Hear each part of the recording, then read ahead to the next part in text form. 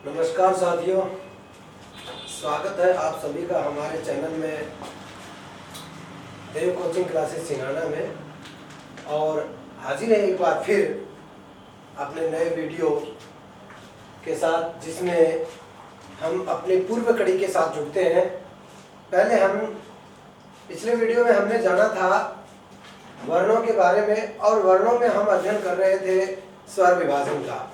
अब हम बात करते हैं व्यंजन की, और व्यंजन में हम परिभाषा और 33 व्यंजन पढ़ चुके हैं। अब बात है व्यंजन भेदों की, कि भाई जिस तरह से स्वरों के भेद होते हैं उसी प्रकार व्यंजनों के भी भेद होते हैं। तो व्यंजन भेद पूछा जाए व्यंजन के कितने भेद होते हैं, तो 3 भेद होते हैं।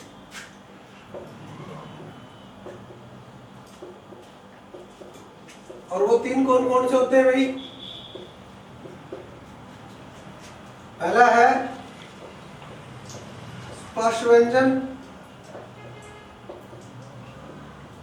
दूसरा है अंतस्थ व्यंजन,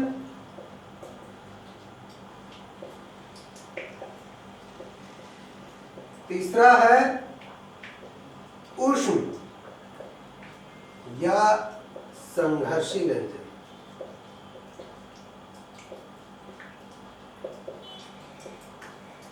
इस प्रकार ये व्यंजन के 3 भेद होते हैं। तो जैसा कि आप और हम सभी जानते हैं कि स्पर्श व्यंजन जो है, इसका नाम ही बताता है कि ये कहीं ना कहीं इसके उच्चारण से निकलने वाली जो प्राण वायु है वो हमारे श्वसन तंत्र की भित्तियों को स्पर्श करते हुए नाम से ही ज्ञात होता है। तो जैसा कि अब अगर हम परिभाषित करना चाहें स्पर्श व्यंजन को, तो स्पर्श व्यंजन की परिभाषा अगर पूछे तो कहा जाएगा कि वे व्यंजन जिनका उच्चारण करते समय निकलने वाली प्राणवायु हमारे श्वसन तंत्र को, या ये कहिए श्वसन तंत्र की भित्तियों को स्पर्श करते हुए बाहर निकलती है, उन्हें स्पर्श व्यंजन कहते हैं। और ऐसे स्पर्श व्यंजन हिंदी में कितने होते हैं भाई? 25 होते हैं। स्पर्श व्यंजनों की संख्या, यानी इनकी संख्या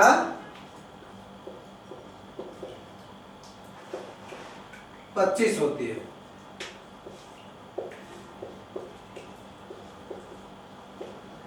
और 25 में कौन कौन से होते हैं भाई?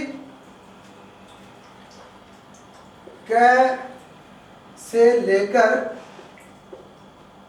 मैं तक, अर्थात 5 वर्ग, अर्थात पंचवर्ग। पंचवर्ग में कौन कौन से वर्ग होते हैं? क वर्ग, च वर्ग, ट वर्ग,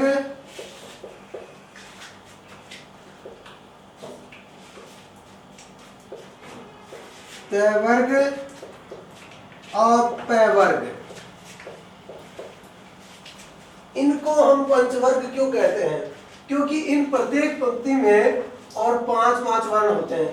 क वाली लाइन जो है उसमें 5 वर्ण है, च वाली लाइन में भी, ट वाली में भी, त वाली में भी और प वाली लाइन में। प्रत्येक पंक्ति में 5-5 वर्ग होने के नाते इनकी एक अलग क्लास बना दी गई है, इनका एक अलग वर्ग बना दिया गया है। और इनका जो पहला वर्ण है वो इनका नेता, या ये कहिए लीडर बन गया है, उसके नाम से ये जाने जाते हैं। तो ठीक प्रकार से, उसी प्रकार जैसे पहली लाइन जानी गई अपने पहले वर्ण के नाम से क वर्ग, दूसरी च वर्ग, तीसरी ट वर्ग, चौथी त वर्ग और 5वीं प। तो इस तरह से ये 25 हुए, क्योंकि एक में 5 है तो 5 वर्गों में 25। चलिए अब हम बात करते हैं अंतस्थ व्यंजन की। तो अंतस्थ व्यंजन का मतलब है अंतः धन स्थित। तो ऐसे वर्ण जिनकी ध्वनि अंदर स्थित हो, अर्थात जिनकी ध्वनि नाभि से निकलती हो, नाभि में स्थित हो, और वहां से जिनकी ध्वनि निकलती हो, उनको कहते हैं अंतस्थ वर्ण। और अंतस्थ वर्णों की संख्या 4 होती है। अंतस्थ वर्णों की संख्या 4 होती है। इनकी संख्या 4 होती है। और ये 4 कौन कौन से होते हैं भाई? जो यण होते हैं वे ही अंतस्थ व्यंजन होते हैं। यण 4 होते हैं, य, र, ल, व, ये 4। अब नाभि में इनकी ध्वनि स्थित है, ये महसूस किया जाता है या नहीं, लेकिन शरीर विज्ञानियों का और भाषा विज्ञानियों का ऐसा मानना है।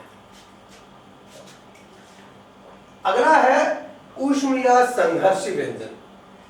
जैसा कि नाम ही है ऊष्म या संघर्षी, तो श्वास वायु जो है वो गर्म निकलती है बोलने पर, और जो श्वास वायु है वो अपने श्वसन तंत्र से संघर्ष करते हुए बाहर निकलती है। श्वसन तंत्र जो है, या ये कहिए श्वास नली संकरी होती है, और जो प्राण वायु है, जो श्वास है, वो बड़ी कठिनाई से बाहर निकल पाता है इनके उच्चारण में। इसलिए ये क्या होते हैं भाई? संघर्ष व्यंजन होते हैं। और ऊष्म इसलिए क्योंकि इनका उच्चारण करते समय जब मुंह से गर्म हवा निकलती है, इसलिए इनको हम ऊष्म व्यंजन कहते हैं। और ये है 4। इनकी संख्या भी 4 होती है।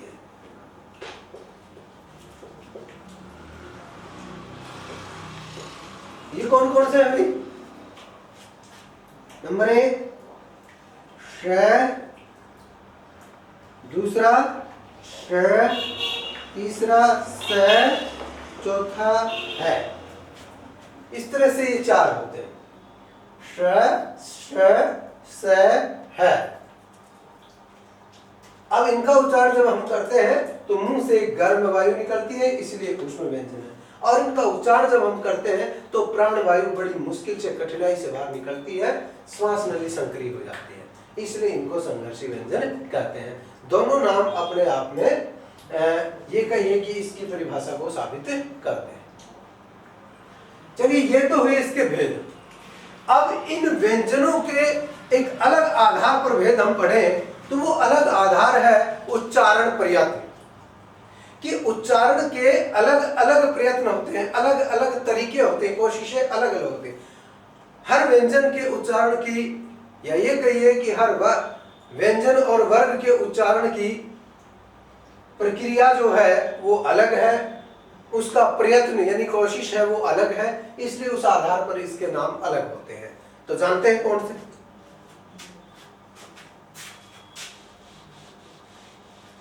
अब अगला जो विभाजन है व्यंजनों का वो है उच्चारण प्रयत्न के आधार पर।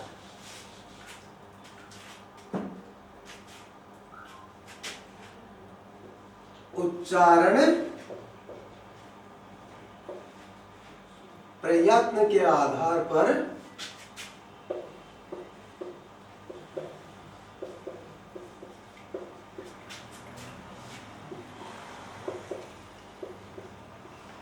व्यंजनों के 8 भेद होते हैं।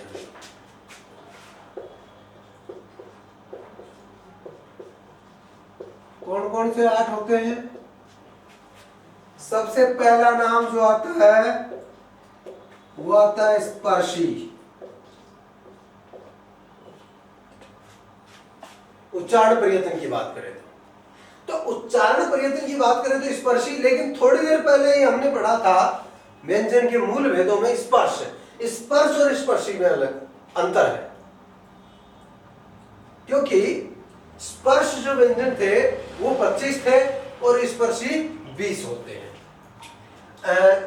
देखिए, स्पर्शी की परिभाषा भी वही होती है कि जब हम वे वर्ण या वे व्यंजन जिनका उच्चारण करते समय प्राण वायु या श्वास वायु अपनी श्वसन तंत्र की या श्वास नली की भित्तियों को स्पर्श करते हुए बाहर निकलती है तो उनको हम क्या कहते हैं भाई, स्पर्शी व्यंजन कहते हैं। लेकिन यहां हम प्रत्येक वर्ग का पंचम अक्षर छोड़ेंगे। 5 वर्ग यहां आने थे इसमें, लेकिन यहां बात ये हुई है कि हम प्रत्येक वर्ग का पंचम अक्षर छोड़ेंगे। पंचम अक्षर कौन सा भाई, अंतिम। तो ये हुए, इनकी संख्या होती है 20, इसलिए इनकी संख्या कितनी होती है, 20।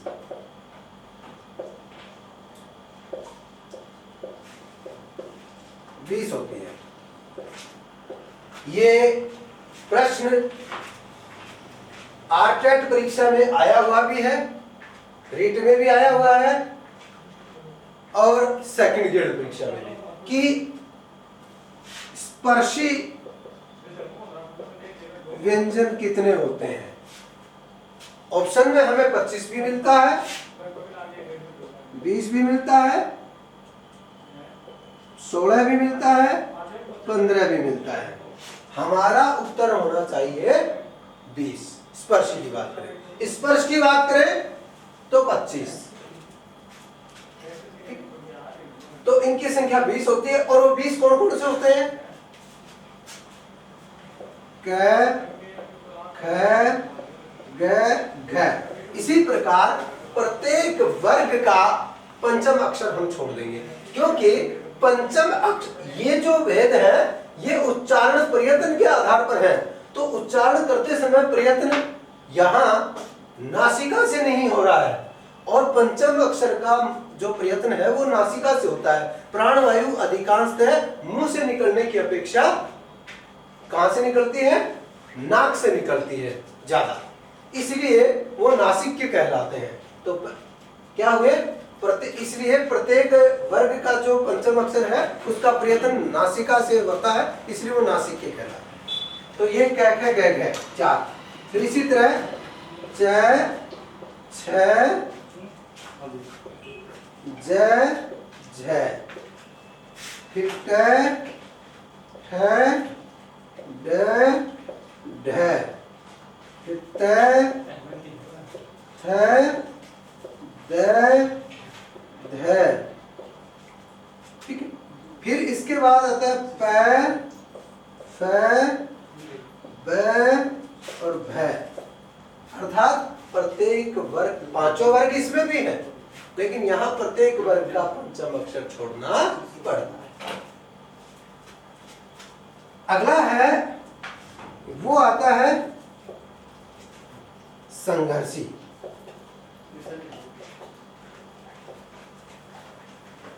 संघर्षी व्यंजन। तो संघर्षी की बात करें तो संघर्षी भी आया ही था पिछले में, उसके मूल भेदों में। तो बात यह है कि संघर्षी भी कौन से होते हैं, वही व्यंजन जिनके उच्चारण में या जिनका उच्चारण करते समय हमारी जो श्वास नली है उसका द्वार संकरा हो जाता है और प्राणवायु मुश्किल से या संघर्ष करते हुए बाहर निकल पाती है। इसलिए उन वर्णों को या उन व्यंजनों को हम संघर्षी व्यंजन कहते हैं। ये होते हैं श,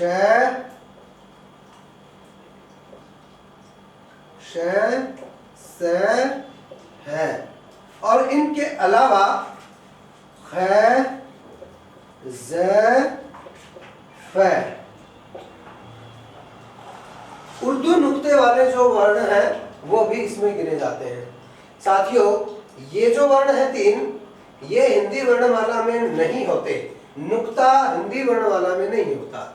जो हिंदी वर्णमाला में नुक्ता होता है वो अलग 2 वर्णों के नीचे होता है। एक ड के नीचे तो अड़ बनता है और ढ के नीचे ढ बनता है। इस तरह से वे उत्क्षिप्त बनते हैं। और एक नुक्ता पेट पर होता है जो अंग्य होता है, बाकी नुक्ते नहीं होते। अब मैं यहाँ नुक्ते की बात कर रहा हूं, तो ये जो है हिंदी वर्णमाला में हिंदी के हिमायती लोगों में से थे राजा लक्ष्मण सिंह, और जो उर्दू हिमायती, हिंदी में उर्दू का मिक्स रखने वाले या हिंदुस्तानी भाषा के समर्थक जो थे, जिसमें हिंदी और उर्दू का समावेश हो, उस भाषा के जो समर्थक थे वे थे राजा शिव प्रसाद सितारे हिंद। उन्होंने ये माना है कि हिंदी वर्णमाला में 5 वर्ण ऐसे हैं, 5 व्यंजन जिनके नीचे नुक्ता लगने से वो उर्दू शब्दों का निर्माण करते हैं, और वे हैं ख, ख, ग, ज़, फ।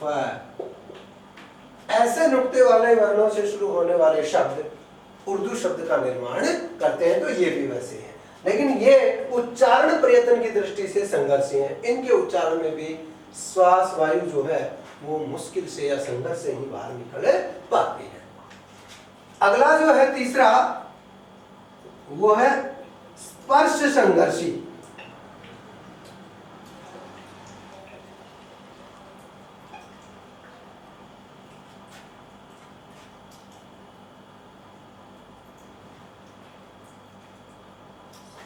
सॉरी, इनकी संख्या क्षमा चाहेंगे 20 की अपेक्षा 16 होती है, और ये 6 वर्ग इसमें नहीं होता, क्योंकि स्पर्श संघर्षी जो होता है उसमें 6 वर्ग आता है। साथियों, स्पर्श संघर्षी जो व्यंजन होता है उसमें स्पर्शी भी होते हैं वो, और संघर्षी भी, अर्थात उनका उच्चारण करते समय प्राणवायु कंठ की भित्तियों को स्पर्श करते हुए भी बाहर आती है और मुश्किल से भी बाहर निकल पाती है। इसीलिए इनको क्या कहते हैं भाई, स्पर्श संघर्षी कहते हैं।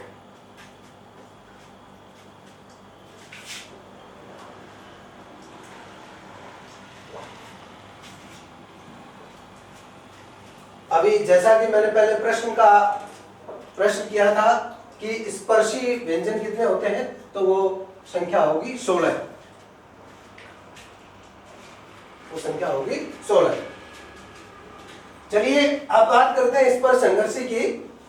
तो स्पर्श संघर्षी में जैसा कि मैं बता चुका हूं कि स्पर्श संघर्षी में वे वर्ण होते हैं जिनका उच्चारण करते समय प्राणवायु कंठ की भित्तियों को स्पर्श करते भी बाहर आए और मुश्किल से यानी संघर्ष करते भी बाहर आए, और ये होते हैं 4 वर्ग के 4 अक्षर। च, छ, ज,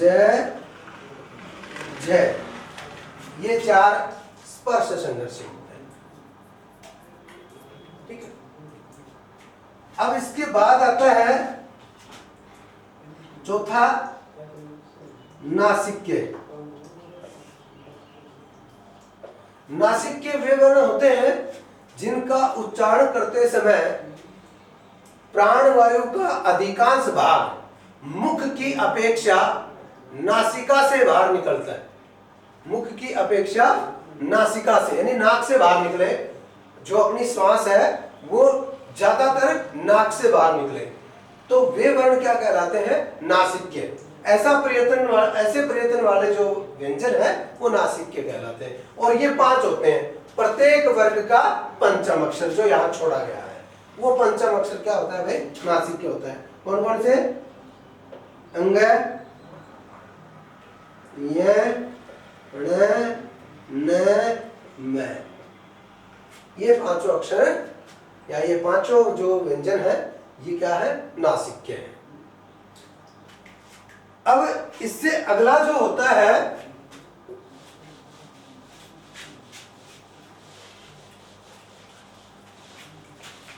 वो होता है पार्श्विक।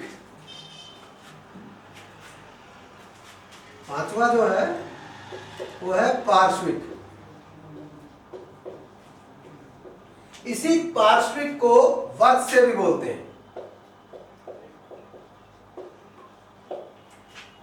पार्श्विक या वत्स से जो होते हैं इसका मतलब होता है कि भाई ऐसा व्यंजन जिसका उच्चारण करते समय हमारी जिह्वा ऊपर की ओर मुड़े यू आकार में, और जो मुख से निकलने वाली जो प्राणवायु है वो उसके दोनों बगलों से यानी पार्श्वों से निकल जाए अथवा पीछे से निकल जाए, उसको बोलते हैं पार्श्विक।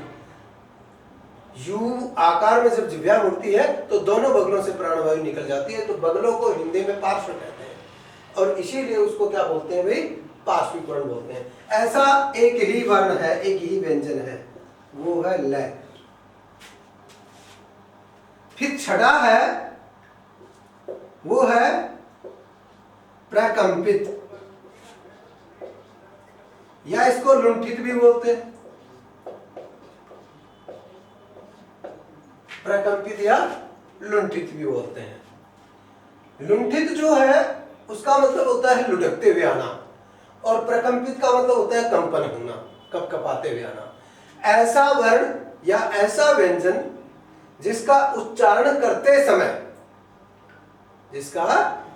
करते समय जिह्वा में कंपन उत्पन्न हो, या आवाज प्राणवायु जो है वो लुढ़कते हुए बाहर निकले, उसको बोलते हैं हम प्रकंपित या लुंठित। और ऐसा भी एक ही व्यंजन है, वो है र।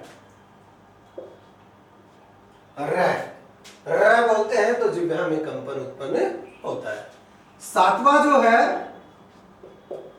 वो है उत्क्षिप्त। उत्क्षिप्त जो शब्द है वो मिलता है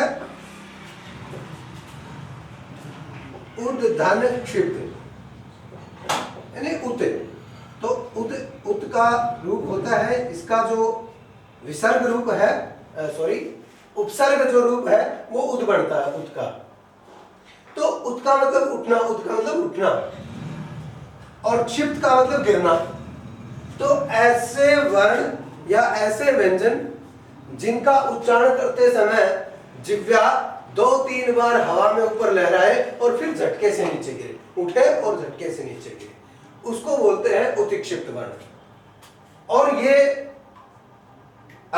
प्राणवायु की दृष्टि से अल्प प्राण भी होते हैं और इनका द्रुत उच्चारण होता है, तेज गति से उच्चारण किया जाता है। और ये होते हैं दो, कौन कौन से? ड़, जिसको आप ड़ खाली बोलते आए हो, और ढ़। एक तो बोलो ढक्कन, एक पढ़ाई। तो पढ़ाई में ढ का उच्चारण होता है और ढक्कन में ढ का। ढ महाप्राण वर्ण है और ढ ये अल्प प्राण वर्ण है। इसी तरह ढ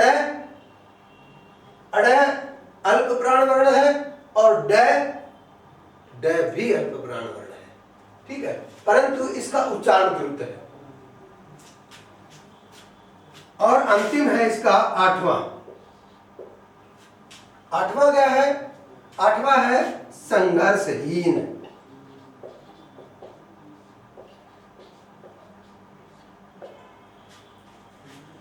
संघर्षहीन का मतलब है कि वे वर्ण जिनके उच्चारण में प्रयत्न न के बराबर करने पड़ते हैं। संघर्ष, प्राणवायु को कोई संघर्ष ही नहीं होता। ऐसे व्यंजन जिनके उच्चारण में प्राणवायु को बाहर निकलने में कोई संघर्ष नहीं करना पड़ता, वे होते हैं संघर्षहीन वर्ण। उनको बोलते हैं संघर्षहीन वर्ण। और ये होते हैं दो, कौन कौन से? यह और वह। यह और वह। साथियों, सेकंड ग्रेड 2010 जो परीक्षा हुई थी उसमें एक छोटा सा प्रश्न पूछा गया था। प्रश्न था अर्धस्वर वर्ण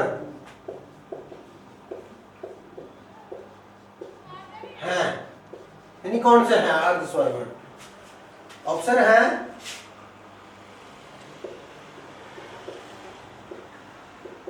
ए, आ,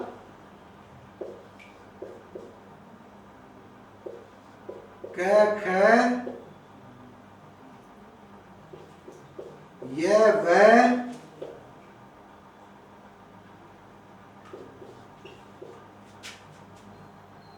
और तथ है। जैसा कि प्रश्न की प्रकृति है वो कह रही अर्धस्वर बताने हैं, तो यहां तो स्वर तो है ही ए आ, तो जाहिर सी बात है कि प्राकृतिक हिसाब से हमारा ऑप्शन हम यही सही करेंगे, परंतु गलत होगा, क्योंकि यहां अर्धस्वर वर्ण है ये सी वाले, यह वह। क्योंकि जैसा कि इसमें लिखा है संघर्षहीन है ये, संघर्षहीन ही क्या होते हैं भाई, अर्धस्वर होते हैं, क्योंकि जो स्वरों का उच्चारण है उनमें ही प्राण वायु को बाहर निकलने में कोई तकलीफ नहीं होती, बाकी दो वर्ण व्यंजनों में तो होती ही है। इसलिए इसका एक और नाम भी है, क्या नाम है भाई, कि वे व्यंजन जिनके उच्चारण में स्वरों जैसा प्रयत्न करना पड़ता है उनको अर्धस्वर वर्ण भी कहते हैं।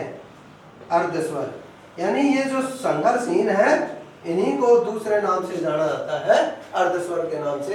तो ये कौन से है भाई, यह वे। इस प्रकार से उच्चारण प्रयत्न के आधार पर इनके कितने भेद होते हैं भाई, दो।